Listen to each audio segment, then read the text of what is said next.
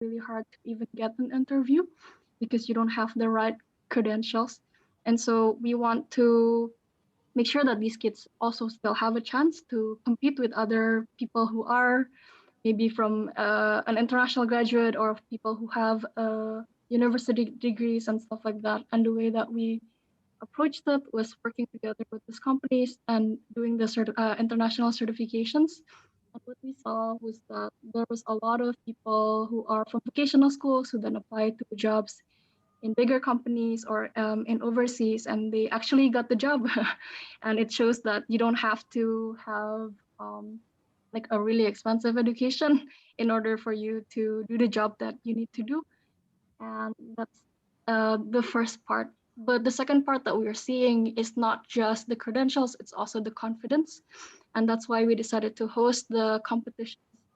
So in the competition, we're testing for things, which is the Microsoft skills and also the Adobe skills. And through this competition, we select the best students in Indonesia and then send them over to Orlando, to New York, and then they compete with other students from other countries. And through that experience, they actually know that, oh, actually not everything that is from abroad is better. We can also be as good if we put in the effort. And I think that's also the second most important thing, not just the hard skills, but also the soft skills and the characteristics and the values that makes it so that our workforce will be more complete and more ready. And the last part, which is the learning side, is that we realized that not everybody. So we make sure that the certification is as possible that we can afford it to be, but sometimes it's still not cheap enough, especially knowing the income levels of most Indonesians and stuff like that. And so we decided that, okay, so maybe not everyone can have the international certifications, but for sure we can localize the curriculums and make sure that the learning objectives that they have on there is something that can be applied to also for most Indonesians, not just for select Indonesians. But it's all a work in progress, and we are always looking to develop more products and things that can help people better. So for instance, the other thing that we realize is that not everybody starts the same. So they might be the same age, they might have similar education background, but in the end, it doesn't mean that their skill level is the same. And so the one thing that we're currently developing is the assessment to know where this person is on the spectrum. Are they more towards the beginner side? Are they already at advanced? Are they already experts? Or they just need the what do you call it, the training to get the job? So interviews, practices, and like CV or resume polishing or and stuff like that. And so we hope that through this assessment we can provide a more customized approach instead of a one size fits all approach for the services that we're providing for these students and youth. Any comments from the audience with regards to what Stephanie mentioned just now about the assessment part, or maybe the figuring out the customization part, or maybe even the demographics? Like maybe you think that a certain province has a more urgent need for digital literacy or something. I have a couple of questions for Stephanie. Maybe as an entrepreneur, or like whether it's you as an entrepreneur or your business, what's like the top 3 needs that you have at the moment? So right now, the top 3 needs that I need as an entrepreneur would be in 3 things. The first is leadership, and the second is growth. Because right now we've grown the business to about $1 million, but to scale from 1 million to 10 or 100 million, it's something that is unfathomable as of now. It's like, oh, we've already worked so hard, but how can we work 10 times harder? And I'm sure that's not the case. Like, I'm sure there's ways that we can scale the business in a way that's like that makes sense. And the last part is product development, because I think as of late, we have been very lucky and we are able to do with the products that we have and the speed that we have in terms of developing the products. But I think it's something that we need to be more intentional about. So and getting more closer and faster in understanding the root of the problem. What is it actually that makes all of these things happen, instead of looking at it? So for instance, right now, the way that we approach product development is like, okay, so what is the first hurdle, or what is the pain points of each of our users? And some of them would say, oh, in the job search or in the job application process. And some of them would say, in the interview process, I really don't know how to do interviews. But those are all um, the effects. But we need to figure out how we can get to the root of the problem and solve the problem sooner, instead of solving it when it's already becomes a problem. And yes, I think those would be the three things that I am currently in need of help with or advice for. Okay, maybe can I ask for the first one, when you say leadership, what do you mean by that? So in the first year that I ran the business, I approached it like a university project. So okay, so I made the teams, and then okay, you lead this part, you lead this part, you lead this part, and it turns out that's not how you lead a business, or how you can create a good team for this side of the business. And then in the second year, I was able to found a partner who's a lot more seasoned and who helped me a lot with the how to run the business well, creating the necessary structures, like building the culture. What was really crazy is actually throughout this time of COVID, we realized that we had a toxic culture, and it's some of those things that you don't notice when you're in it, but after you're already in a better culture, like we are now, we're like, wow, how did we survive those times? Like that was really bad. And I think there's still much more to learn in terms of developing the people and caring for them both personally and also professionally. Right now, at this moment, there are a lot of times where I would be like, okay, so this is what I need from you professionally. These are the metrics, these are the goals, and this is kind of like a plan that we can get there, and systems in check, like the one-on-ones or the weekly leadership meeting, and all of these things that we are doing to make sure that we can achieve the goal. But sometimes the reason why people are not achieving professionally can also be because of the personal stuff. And I think balancing those and making sure that um, I'm also taking care of them as a person is an important part. And I think it's something that can only come through coaching. Because I think so previously I've had a life coach who helped me with this stuff. It's like, oh, so this was the problem. Like I'm not supposed to, like, for instance, even the way that I text or like message or email and stuff like that. Sometimes I'll just be like very curt and very short, but apparently like it can be taken the wrong way.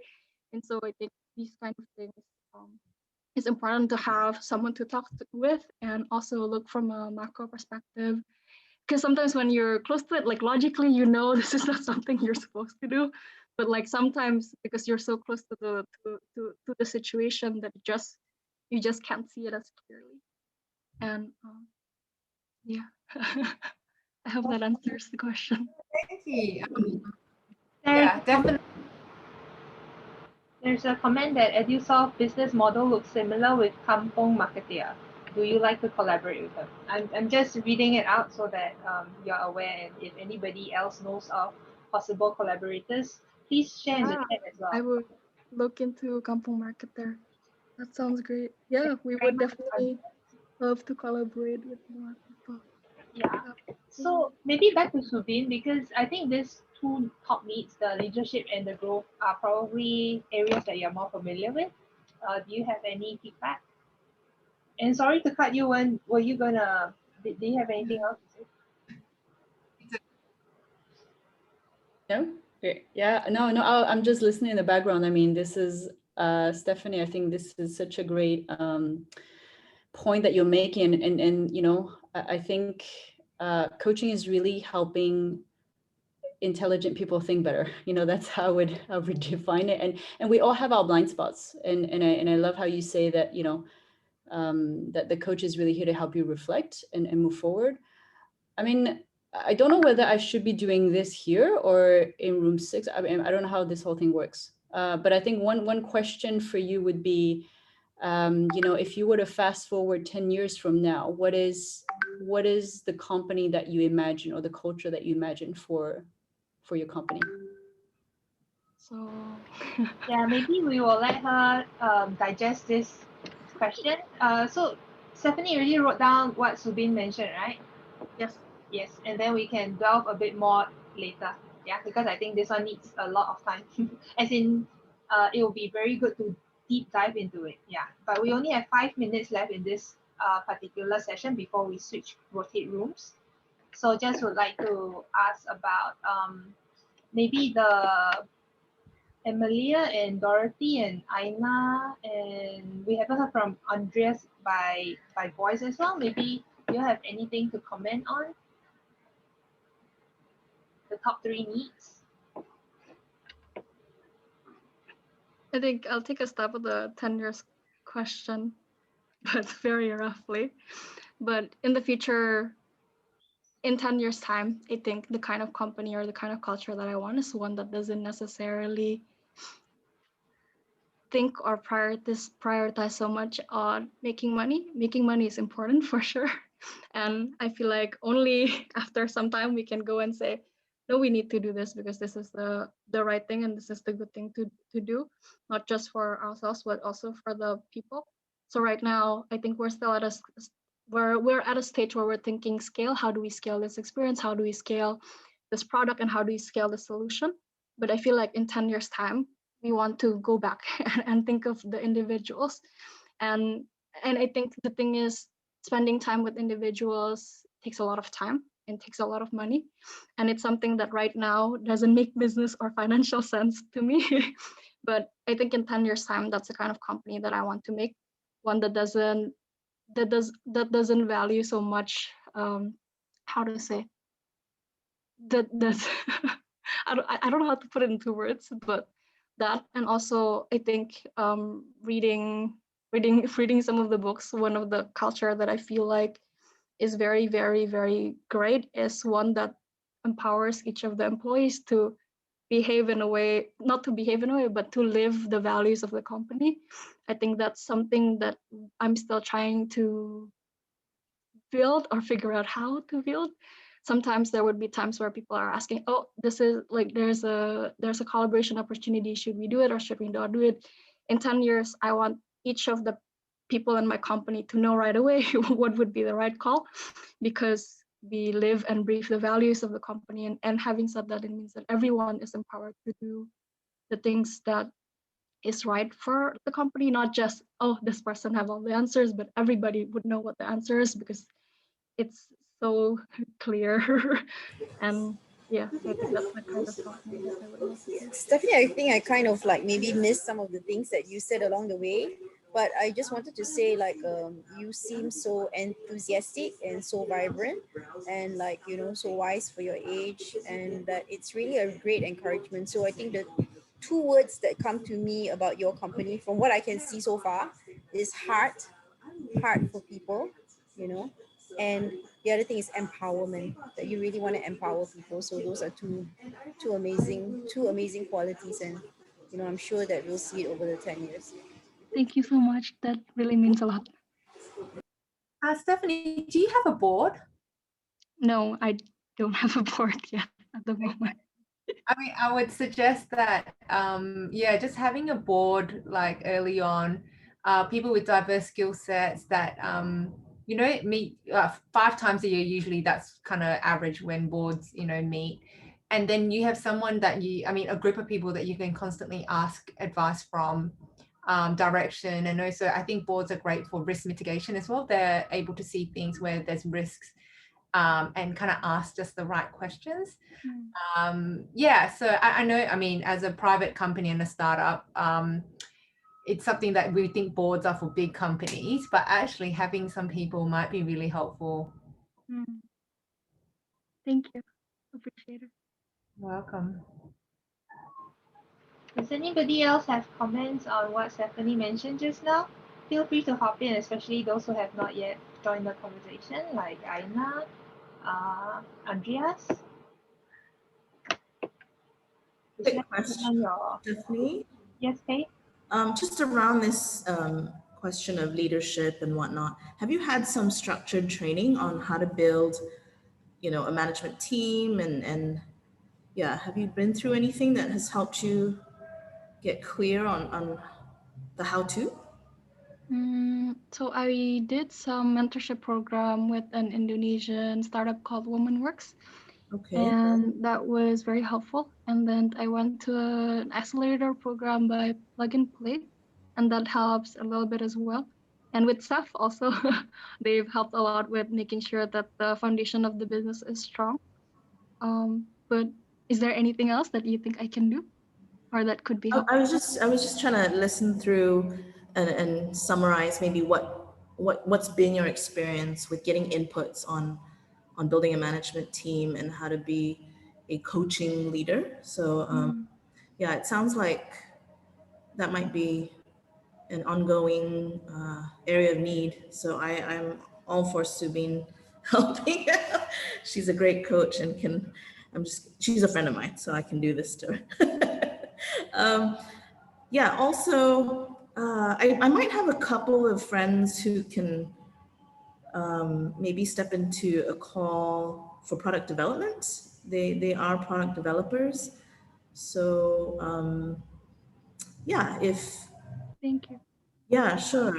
I might get in touch with you separately just to get a bit more detail. I mean, unless everybody wants to hear it as well. But yeah, I might have some people who could be advisors in that area. Thank you so much. Appreciate it. How do Sure. we get in touch So with I you if think we want to? so there is this Stephanie at MyEduSolve.com. Can you see my screen? Can everybody see my screen? Somebody was asking how to get in touch with Stephanie. So the information is here, Stephanie at MyEduSolve.com. And I just wanted to say that I think some people have started to move between the rooms because we are almost at time. Yeah, So me. yes, hi Jay, Michelle as well, and Waju. Yes, I think I mentioned all who are here. So just a note to everybody that have been with us in the past 15 minutes in room 3, this room, then you can choose the breakout from the options and then you can click to join another room. If you have any problems, just go back to the main room where you were just now. Then Bernice will help to shift you around.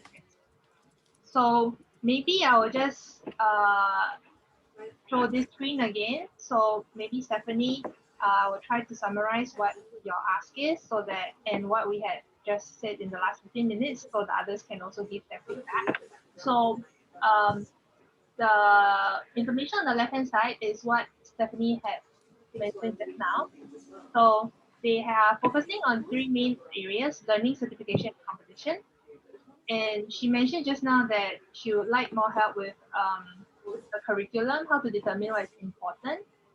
As part of her process of teaching these students, she first needs to assess their level of capability and then customize their curriculum for them.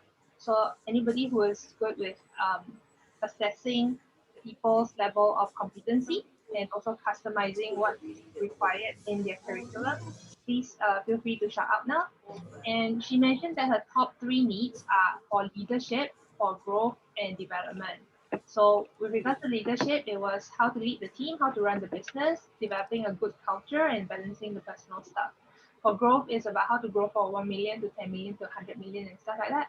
So those of you who are very good with expansion plans, please have to chip in as well. Then with regards to development, it's about getting to the root of the problem. So maybe I'll leave it to Stephanie now to elaborate more on what we had mentioned just now. Sure, thank you. Thank you so much. I think that's pretty much it. Are there any questions or comments? Otherwise, maybe I'll just pick on Jay first. Jay, can you introduce yourself and your areas of expertise? Yeah.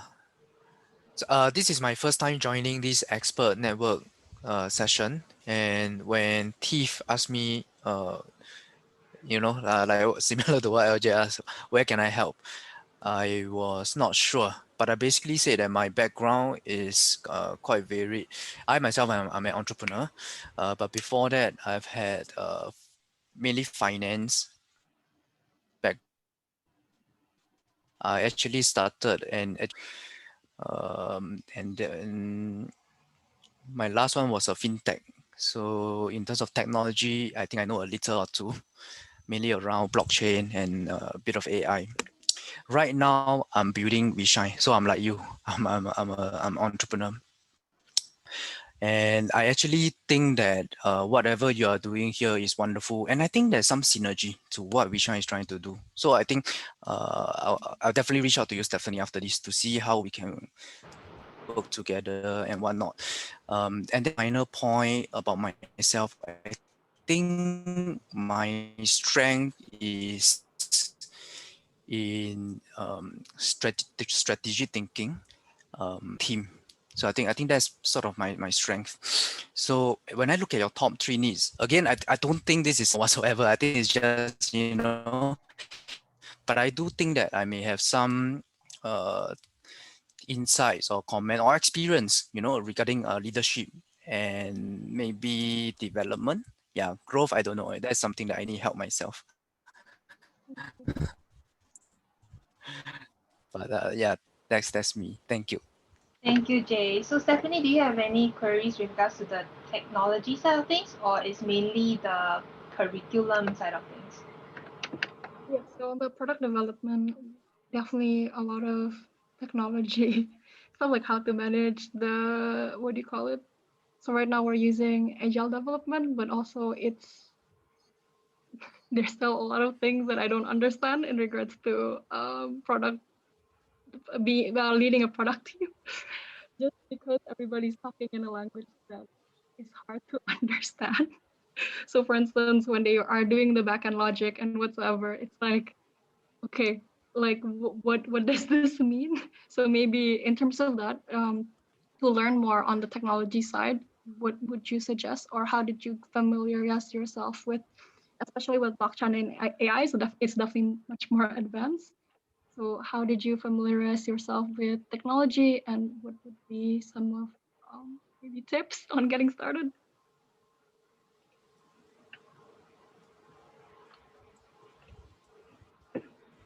Hi. Is that to me?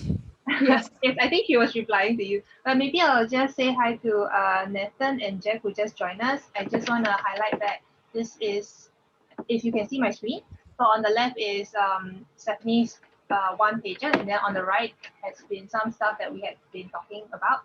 So if you would like to drop a message in the chat to offer any advice, that would be great. So in the meantime, I'll let Stephanie and Jay continue their conversation about technology. I think I'll catch up with you separately regarding this, because I think I have a lot to you about. Yeah. Okay, we'll invite the next person. I'll just say, how about Waju? Do you have any comments or any advice to share with regards to Stephanie's top 3 needs: leadership, growth, product development? Waju, you're on mute.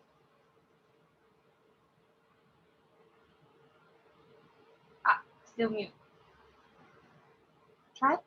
Hi, sorry. We know each other with me and Stephanie is in the same level in TPN. Oh, So yeah, same cohort. we are on progress to do some collaboration with Stephanie actually. Yeah, very exciting. Yeah, we will talk on Friday, right? Yes, sounds Yeah. good. I just going around to see what's happening here and get some insight from mentors. Great. We'll see you around. Yeah, thank you. And Michelle also said, Yes. Yeah. Actually, Stephanie, I really like how you hold yourself for someone so young. And I think when you look at advices on empowerment, one of the things that I have learned from my Soul Inc. is that sometimes the confidence, it's not just in the skills that we give them, but really about whether they are able to express themselves and sort of feel confident. at least for the people that I work with and all, half the battle is won if you actually give them the confidence that they could do certain things and then learn the thing. So it's like softening the ground. So I would actually like to pick up with you on how firstly we could also perhaps offer, I use music technology. So that kind of training for them as empowerment for the youth themselves, as well as for, perhaps also work that they could generate, developing songs, developing music, training and all this, because your digital literacy would help in terms of the work we do as well. So I'll pick up this conversation with you separately. I have been working with, there was a point where we said, this friend of mine is distributing, tents to people in India who are homeless.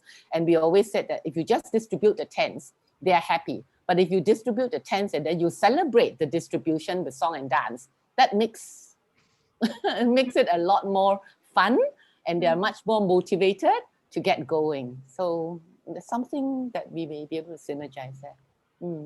That's interesting. Thank you. Yeah. Okay. So I'm just going down the list. Does Tikpo have any advice for Stephanie?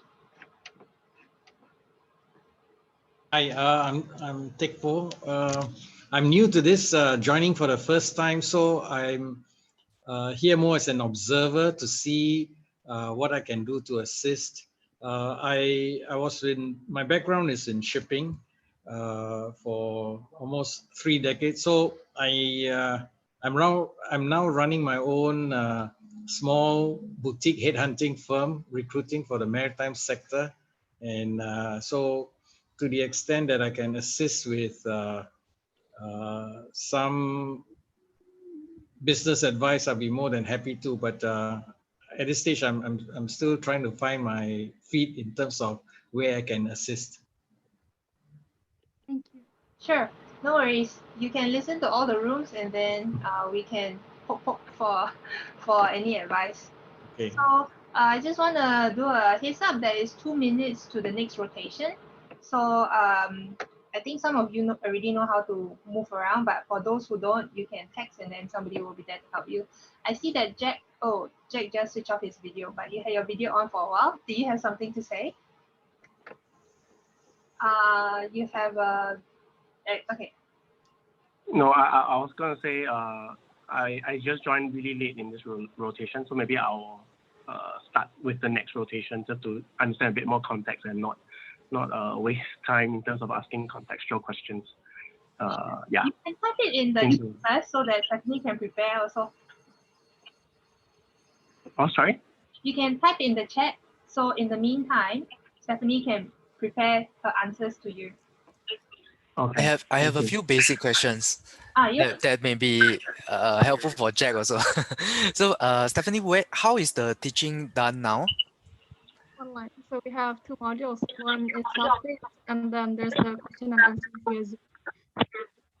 Online via Zoom, is that what you said? Because I couldn't really hear. Okay, cool. Online via Zoom and also online via the platform for the self-paced learning.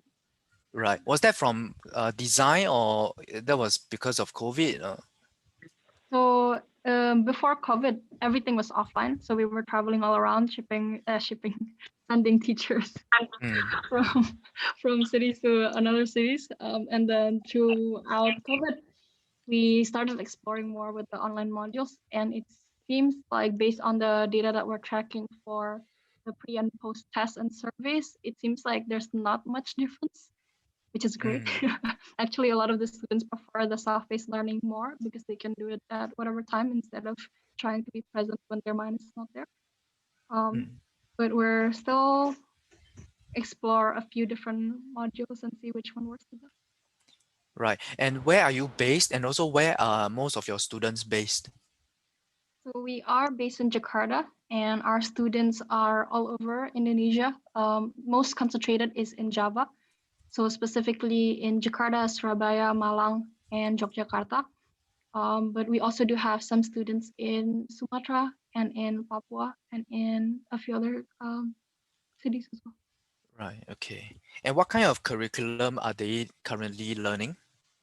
So basically, right now we are adapting the curriculums that we got from Microsoft, Adobe, and Autodesk, and then converting them into local curriculums. And we are also on progress to work together with AWS and Google, but maybe 6 to 9 months before it actually shapes into something, because all of their curriculums are in English. So we have to make sure that it can be applicable for the Indonesian students.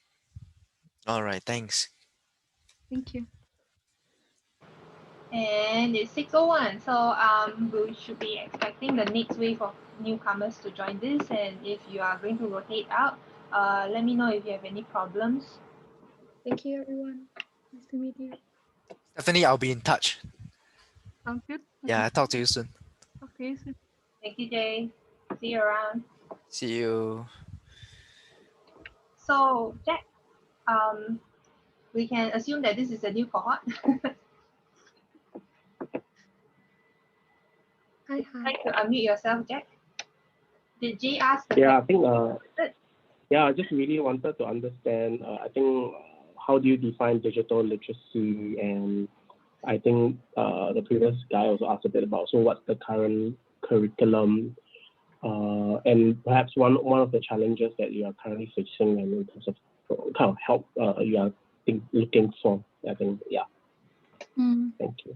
So in terms of how do we define digital literacy, anything that has to deal with technology, for us it's digital literacy. And so for instance, in the beginning, we started with the Microsoft modules because everybody uses the Office suite. So starting from Word, PowerPoint, and Excel, and then making sure that each of the person can actually use and utilize it well. So what we found out through testing and also through going around different cities and different universities and schools is that these are all taught in the school, but when we are testing them, only 20% of the students actually pass. And the reason is because most of them don't really understand the basics, what makes how to really, and if you don't understand the basics, it's going to be hard for you to explore the other parts that are more advanced in regards to the Microsoft Office suite. So what we see is that a lot of students are actually just using their computers as an extension to their notepads. So the way that they approach using Excel is the same as they would with a pen and paper, just digitally. And so that's the part that we're trying to bridge. And from there, from Excel, for instance, it also can help you with basic data visualization and analysis. And through that, if they're interested to explore more, then they can go into Python or R. And then that goes to the more advanced certifications, which is the Microsoft Technology Associate. And then from those, if they're more interested, then they can pick one of three pathways, either studying more about the database and administrations, and for instance, figuring out how to do the cloud infrastructure or architecture, or they can be a software engineer and do development projects. Or last but not least, they can also do the networks and infrastructure and figuring out how to connect one network from another.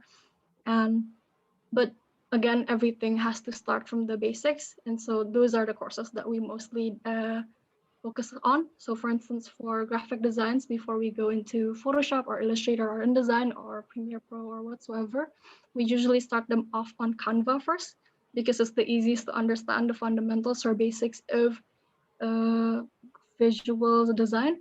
And from there, if they are really interested in exploring more of the fields, then there are other courses that are more advanced with more advanced softwares that they can then use. And in terms of what we are currently facing or what we currently need help with, there are three areas. The first is more towards leadership. The second is more towards growth. So how do we now scale from our current state and 10xing the business? And last but not least is in product development. So how do you make sure that we are solving the root of the problem and not just the effects of the problems that we're currently having, and making sure that these products are actually solving the problem instead of just is something cool to do and people would use for one time and then leave after they're finished.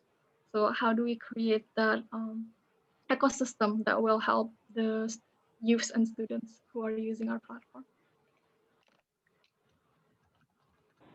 Thank you, Sheng. Just wondering if I could ask for a bit more. You said one of the areas that you're looking for help is in the area of leadership.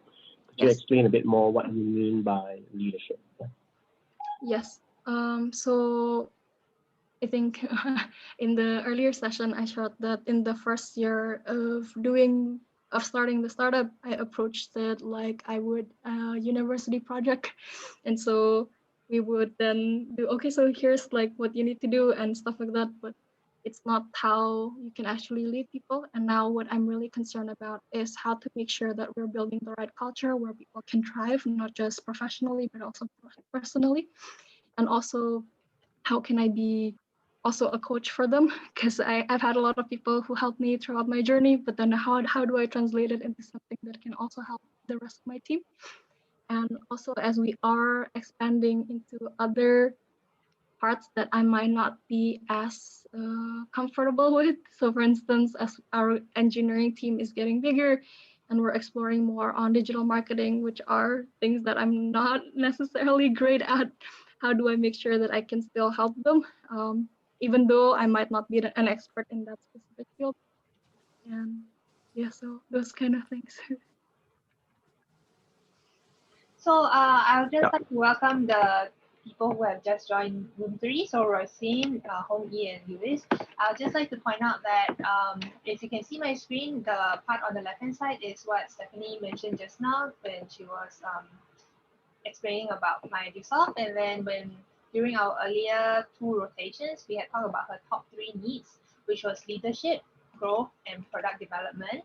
And then she also explained a bit about how MyEduSolve works. So she mentioned that the lessons are currently conducted via Zoom, and they can also take self-paced learning via the platform. And her staff is based in Jakarta, and she has students all over, but they are most concentrated in Java. The current curriculum is based on Microsoft, Adobe, Autodesk, not that, sorry. And she will also be holding curriculum for AWS and Google, but that will be end 2021 due to the need to translate from the English curriculum to Bahasa. And how is digital literacy defined? It is anything that has to do with technology. She mentioned that although students had learned Microsoft Word, Excel, PowerPoint in school, but only 20% of the students actually passed MyEduSolve's training test. Yeah, so the early assessment. So they also help students with digital marketing and graphics. So first, when the students come on board, they get assessed, and then the curriculum for them gets customized. So she actually would also like some advice on how to determine what is important. So if you guys have any advice to add to this list, please feel free to comment. Or if there are any questions that I can clarify Stephanie, on, I would I have also a be question. happy to. Oh, sorry. Yeah, I have a couple of questions. Sorry, some of them are very basic. How long have you been around? So we started in February 2019. Okay, and so you've been running for 2 years, about. Yes. Okay, and what is your business model? Like, what is your? I know what you do, but how do you make money, and where are your biggest expenses? So our 3 biggest revenue stream is from the certification itself. So we sell these B2B from ourselves to education institutions such as SMKs or universities. And then the second biggest one is in the training itself. So we do a lot of trainings, especially for corporate training. There's training of the trainers also for education, but that one is more of an add-on to the certifications.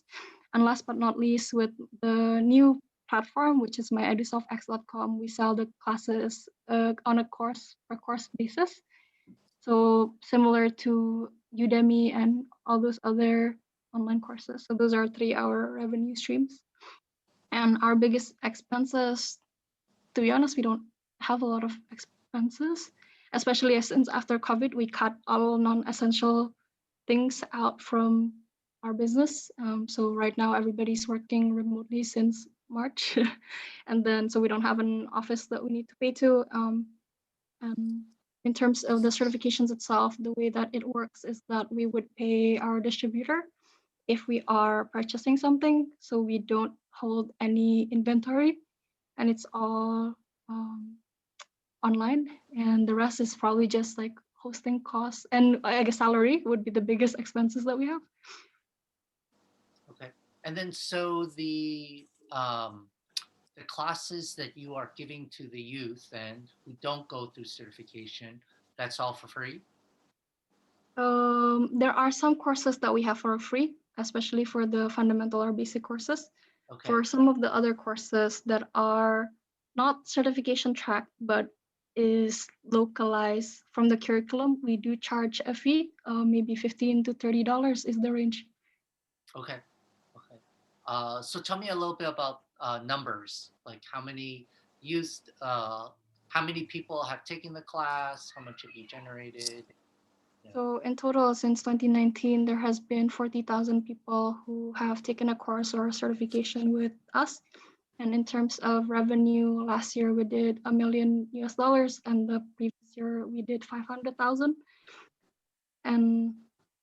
But now what we are really trying to understand or wrap our hands on is how do we then scale the business even further, and what it takes to get to that level. Because right now I think it's still not something that, to maintain the current pace that we're in, it's possible, but to scale the business from 1 million to 10 or from 10 to 100 is still something that seems very abstract to me at this moment. Okay. So is what's stopping you your team, or is what's stopping you your market? I think a little bit of both.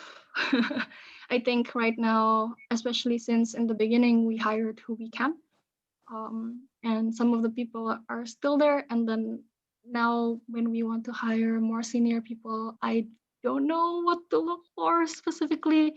So we've hired some people who are who have great resumes, but it didn't work out, and so I'm also wondering how to make sure that not just the skills are a good fit, but also the culture, and how to make sure that we can transition more to a more professional team. But also in the current moment, so a lot of the schools that we are working with, their economic situation have also changed drastically since COVID. They're not as what do you call it? They're not as heavily invested in new things. So they right now what they're doing is spending money on things that they know they need, which makes sense. So in terms of that, we've just been maintaining the business instead of growing it. But hopefully, as the the situation is getting better, that's something that we can work. Okay. Okay. And so how's cash flow right now for you guys? We're good with the cash flow. We're good until the rest of the year. Okay. Okay. No, that's great.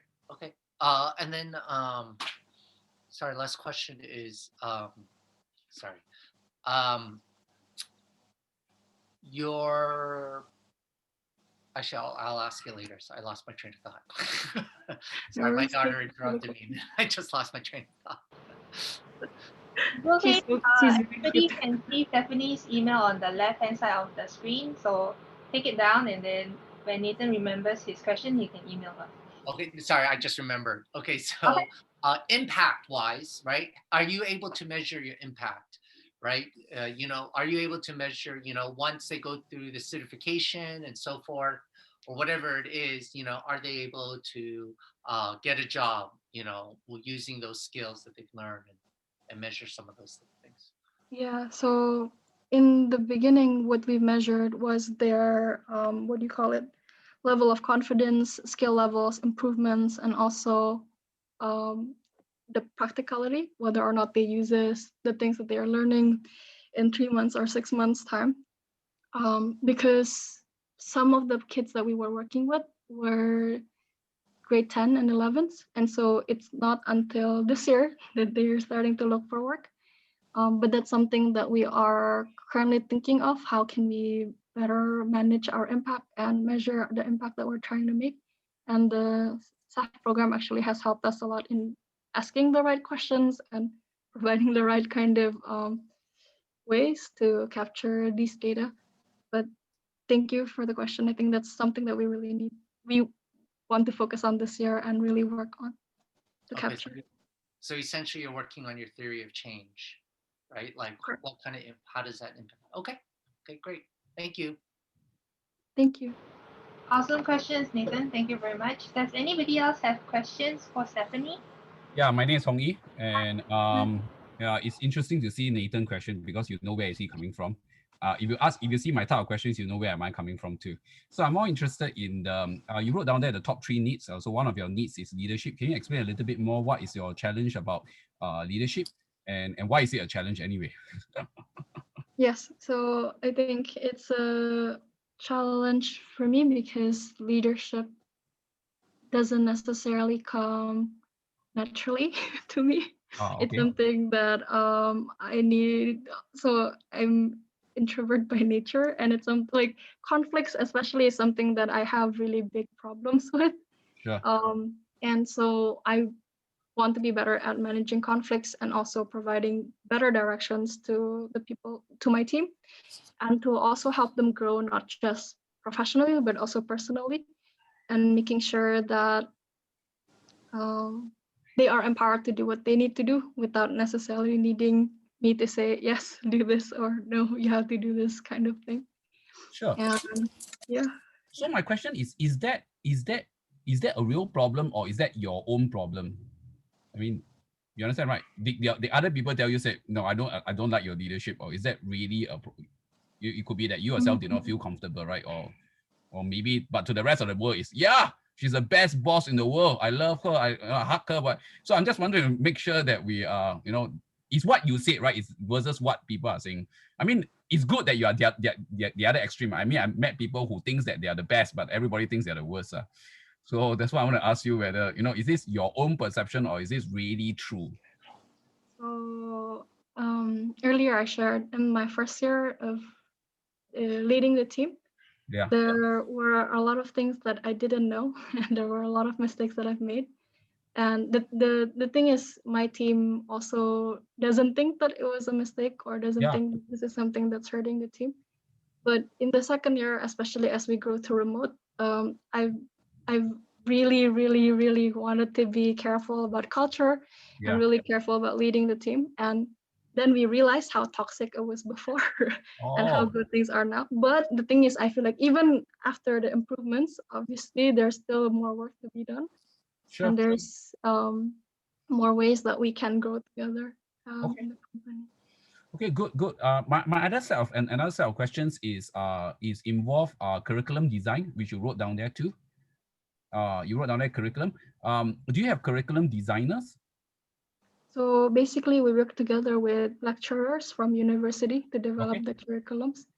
And so because we ourselves wouldn't necessarily know how to craft the lesson plans or whatsoever, but they're used to this kind of work. And so they just mix together the curriculums that we have from Microsoft with the curriculums that we have locally. Yeah. So that's not a challenge, right? It's just a statement only, right? The challenge is still leadership, growth, and product development. There's not curriculum design is not a challenge for you. Am I right to say that? Yes, but I think you outsourced at the moment, yes, correct.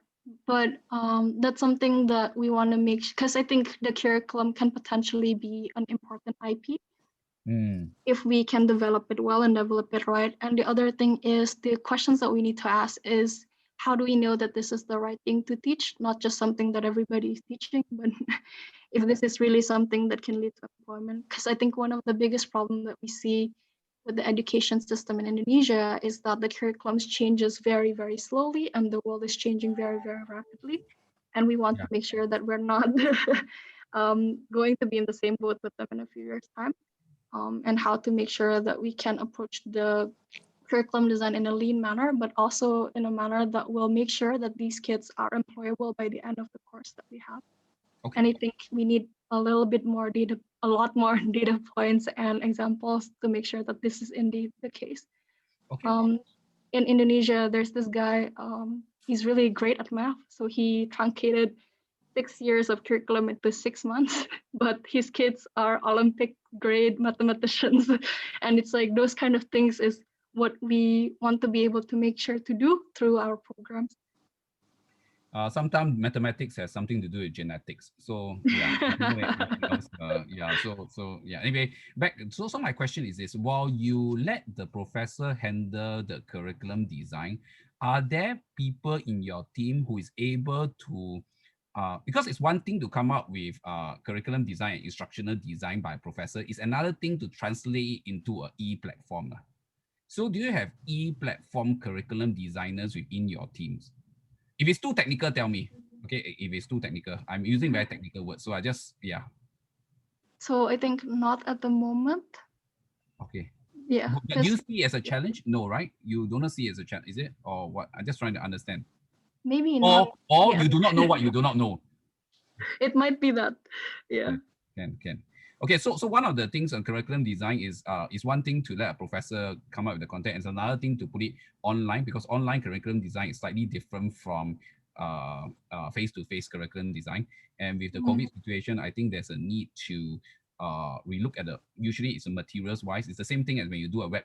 I'm using an analogy that it's the same thing as you are seeing a website on the PC versus seeing the website on a phone. So the ability to have different versions will be a critical factor moving forward anyway as well. So anyway, I just wanted to ask you about some of these things as they interest me. That's all.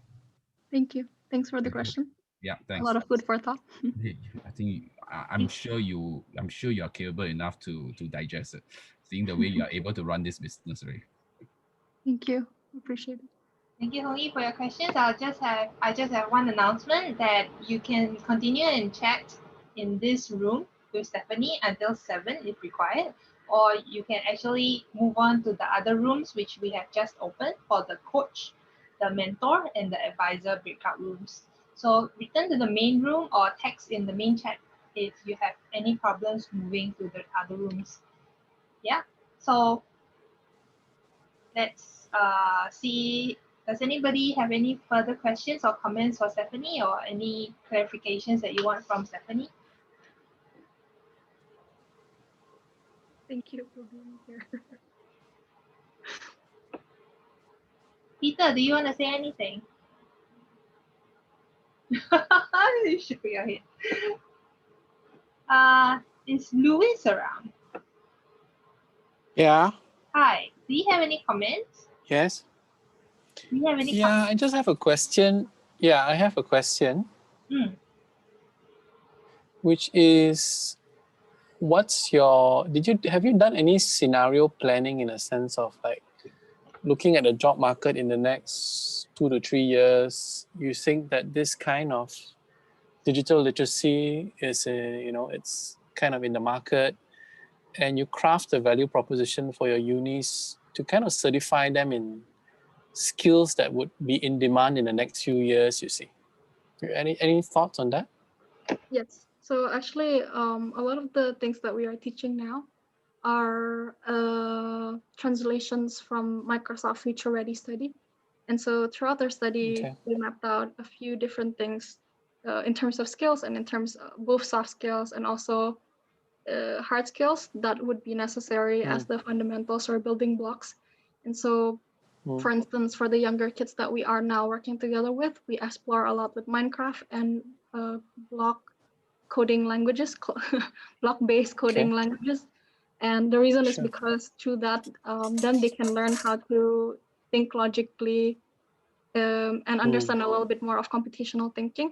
And the thing is, the technology is moving very fast and very rapidly. 3-4 years ago, people were all on Ruby on Rails, and then now everybody is on Node.js and whatever else. And it's like, of course, in terms of things that they would need to learn, it will be very different today and 2 years from now and 3 years from now. But what we believe in is in the basic building blocks, the fundamentals of digital literacy, which is something that we believe will not change, because at the end of the day, so if we see the coding languages today, the reason why it's shifting is also because of speed and also because of the capacity and whatsoever, and those will all change and people will continue to optimize. But we believe that the logic will stay the same. And that's what... That makes sense. Yeah, that makes sense. Okay, I understand the philosophy. Thank you. What's your value proposition to the unis and the schools? What are you, given COVID now, are you going to change that value proposition in any way? No, so our value proposition has always been international curriculum, localized, and I think that will continue to be our value proposition, especially now, given that there are a lot of, so before our products might be expensive for some of the cities, but then now because we can streamline a lot of those online and we shift the training of the trainers from offline to online and to self-paced even for some of the courses, it's much cheaper, and we believe that it can be more and more affordable for the schools to continue to work together with us. Do you offer communities of practice for the students to learn from one another or from subject matter experts? Yes, so we have, right now it's done through WhatsApp, but we're currently planning on building a way for the students in the different courses to connect with each other on the web platform. But we don't know when that's going to be live yet, but now we're using whatever technology that we can. So for instance, for the chatbot competition, we use Telegram, and then for the study groups that is there, we use WhatsApp. Okay. I think we brought a very interesting point about communication, because we never know what might come out of communication, and the like cross industry or maybe cross course, it have interesting outcomes, interesting sparks, and maybe you might also have a channel whereby there might be job postings, maybe like casual assignments that maybe a certain enterprise wants to do some graphics for a certain website or something. Might be good practice for your student. Sorry, I cut you off just now, Luis. Please carry on. No. But this is a great point. I think there was something that popped up earlier in my thoughts as well, is what's the industry connection, you see? So if there's a competition or a hackathon or some kind of thing where you can get the industries involved, and that will add a value in terms of visibility for you, right? And you could use that as a platform to advertise and say, hey, our guys, we've won awards, because they've gone through our course and we have mentors that can help, make it in the real world and, get real products and services to that. That's something that, and that will make it also real life in terms of application. It's not just I'm certified on a course, but really there's no real life application, you see, that's tied to it very, very tightly. So that's a great thought there. Thank you. Thank you so much. How about your leadership? You mentioned you want to develop leadership of the students, yourself and the team. Is that right? Yes. Okay. And have you thought of tying up with any organizations or institutions like, coaching institutions or leadership institutions to help you? We have talked to a few. So there was a collaboration with Talk to Coach and a few like HR talent practitioners who also does coaching. But the thing is, the price range is still too high for our students, because each of these coachings are happening one-on-ones mostly, and an hour is $50 Singaporean dollars. Sometimes there's one that's like $25, but you need multiple times of meeting, and we haven't found a way to make it cost effective for the students. Yeah, I think you have to look at it from a scalable point of view. So it might be hiring an internal coach to create a curriculum for you and train up internal coaches so that they can mass coach your students, you see. And then the students, once they're certified as coaches for whatever process that you use, they're the ones taking the coaching role. So you are actually leveraging on the students at the end of the day. Interesting. Thank you. That's a very, very interesting. Because your revenue of $1 million USD, I'm sure is enough to hire a couple of experts to help you come up with the system now and do the coaching and the training for you. given that your costs are very low. That is very interesting. Thank you so much. You're welcome. And I'm just wondering, are there students facing financial difficulties? Do you have any scholarship plans or maybe scholarship partners? So we work together with a few of the education fintech companies like Teachill, Coinworks, and a few others as well who provides some of these things. And with Teachill, we have an interesting model where the kids can work meaning like posting on their Instagram, and then like things will be deducted from their loans. And so we're trying out that models and seeing how it's going to work out. And for the scholarship, for some of the students, especially for the competitions, we do offer a few different models. So if they score in the top 10%, it would be for free. And we work together with one of the local government in Bali to provide this for their students as well in the SMKs and stuff. Cool. Any other comments, or maybe Stephanie can elaborate on any specific items? I don't know whether this is within your philosophy, because you seem to want to follow certification, I guess, guidelines. I can understand why. But I'm wondering whether a path or track of problem-based learning, looking at new technologies or technologies the students might be interested in, because they are just interested in it, could be formed. And that's not certification-based, that's more exploratory. They might have a mentor in there. So they could be looking at AI, augmented reality, mixed reality, stuff like that, where they're exploring on their own. So the motivation comes from them, right? And whether you want to consider that kind of track as well for their personal development. Actually, we believe that would be the future, like problem-based and project-based learning. Yeah. Yeah. But yeah, do you have any ideas or like how to do it in a way that is scalable? Because I feel like with project-based learning, especially, the mentors is very, very necessary in the sense that right. otherwise it can go wherever the students want to go, and sometimes it might not be like in the time that are being set and stuff like that. Well, I have a professor friend in University Malaya. His name is Dr. T. Meng Yu. He might have some idea, but that's where my knowledge ends with problem-based learning. University of Malaya, yeah. University of Malaya, Dr. T. Meng Yu. He's in the education department, and he's explored problem-based learning and learning technologies and that kind of stuff. So he might have some ideas, because he might have the networks to help you with the education side. That is indeed very interesting. I'm just wondering whether there is like financial literacy classes as well, because whether it is a topic that is of interest. So we do work together with QuickBooks to do the financial literacy modules for basic accounting and finances.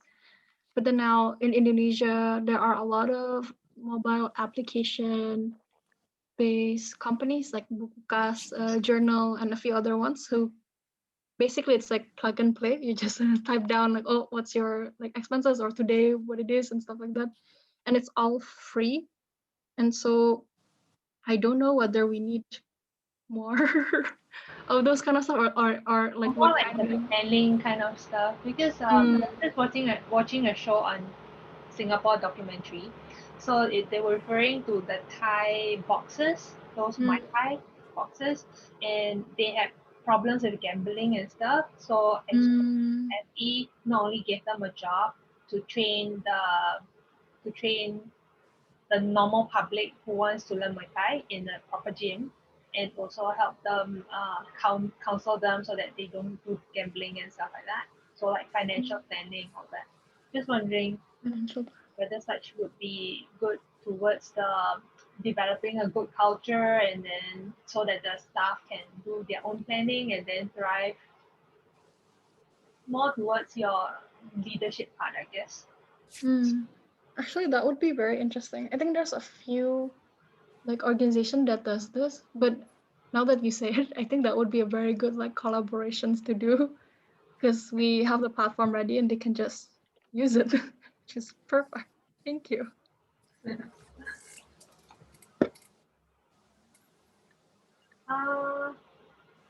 Let's see, Jax, do you have any comments?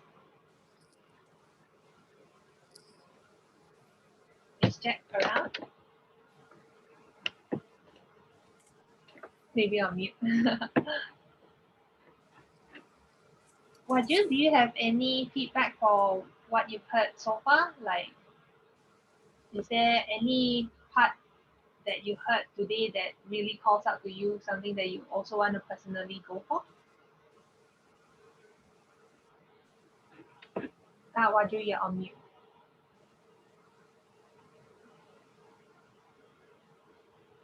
Still on mute. Or maybe I'll post the question back to Stephanie. Thank you. So of all the stuff that you've heard from the others today, which one called out to you the most? For me, I think what Lewis was saying about, because I think it's a lot of exploration towards the future and how to have the problem, because I think nobody really have done it, like the path or track of problem-based learning and how to scale that and how to make exploratory learning something that is not just interesting but also available and affordable for most kids. I think that would be like imagining that, like it gets me very excited. Yeah, and I think just because I think recently, especially after COVID, what we have been doing is like within the realms of possibilities. Like, oh, this is possible to do, let's do it. But what he's saying is, what's a future that we can create? Let's work backwards and make it happen, which I think is a perspective or ways of thinking that we haven't explored a lot in this past few months. So I'm really excited about that. And yeah, thank you once again. I think offshoot of that thought for me is learning how to learn. How do you help your youth learn how to learn rapidly in an ever-changing environment? You see, that's not easy. You know, that's not easy to do. But in a way, that's the holy grail of learning, you know, because if they're thrown into a situation where the world is now very different, how do they grapple with that? How do they explore that? How do they master that environment? I think that if you can crack that code, it'll be good. Yeah, not sure you can, but you know, you have to try. But yeah, it's definitely very, very exciting. Reminds me of Hunger Games or something, like, you know, they have to do or die. in a way it's true to some extent. That's why I love dystopian societies, because it pulls out the extremes, like, and also like what is that? Black Mirror. It's like if the most extreme thing happens, this is what the world That's pretty dark. It is, but also if we're not careful about our decisions and about like technology and developing technology, it's a very possible future. Yeah. It's true. And actually, those technology that I saw I had thought that some of them were really good until I watched Black Mirror, and I was like, oh no, we don't want to go that way. Yeah, for sure. Yeah. So especially there was this episode about, I don't know whether you've watched it already or it might be a spoiler. So there was this episode whereby people would need to like each other, and then this girl, she was trying to become one of the influencers, and then it just went like really bad. And then I think it might be forecast of, you know, China having those social credits policy. Yeah. Yeah, that was a dark one. Yeah, but it's so real, right? Like, I think it's coming soon. Yeah. Maybe now that we are talking about Netflix, maybe do you have suggestions of what else Stephanie should watch? Stephanie, you watched Social Dilemma already, right? Not yet. Oh, I watched the Social Dilemma. it's more about the addiction, the digital addiction. Oh, maybe there's something else you can teach in your classes, I guess. Addiction? Yeah, digital addiction. Like maybe tips for them, because like Instagram is okay. Every tool can be good or bad, right? Like when they first invented the bomb, it was meant to for like demolition of old buildings and stuff, but they used it to bomb people instead, kind of thing.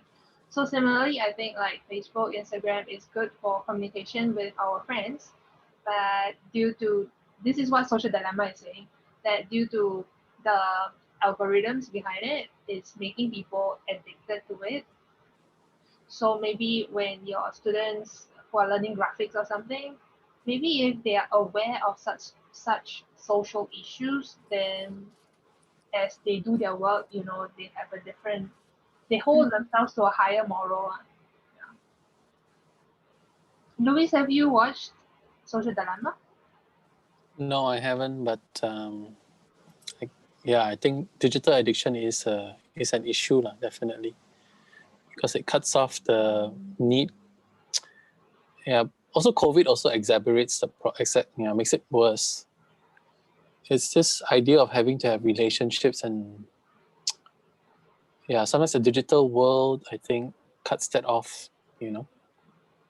And a lot of youth or youngsters, I think, have problems interacting physically, socially, because they think, everything's a text. So like they email like they're texting. It's true.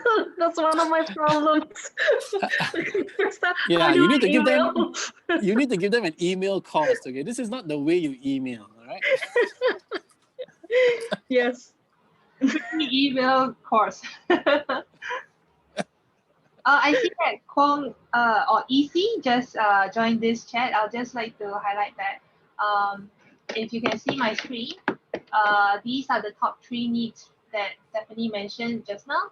And then she also elaborated on her social enterprises process, whereby the social enterprise was started in February 2019. And then the lessons are conducted via Zoom and also self-paced learning. They are based in Jakarta, most concentrated in Java. The curriculum is being localized by working with the university professors. And digital literacy is defined as anything that has to deal with technology.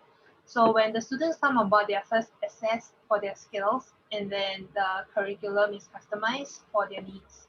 So she would like to, if you have some advice on how to determine what is important to include in curriculum, please do let us know. Her business model is as follows. The most revenue is actually from certification. So we had some advice from the earlier participants, and if you have any comments, please feel free to unmute and share. In the meantime, we're just talking about Netflix.